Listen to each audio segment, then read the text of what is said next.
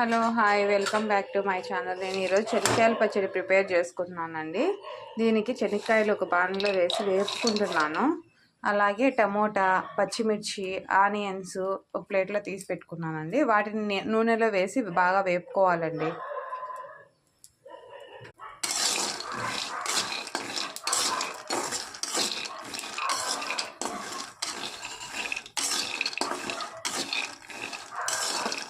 వేపుకున్నటువంటి శనక్కాయ పప్పులను ఒక గిన్నెలోకి తీసుకున్నానండి.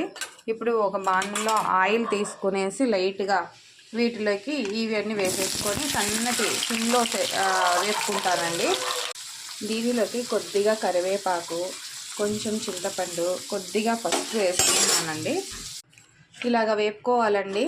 వేపుకున్న తర్వాత బాగా చల్లార్చుకోవాలి. చల్లార్చుకున్నాక మనం రోట్లో వేసుకొని దంచుకొని తయారు చేసేసుకోవాలండి. Okay, thank you.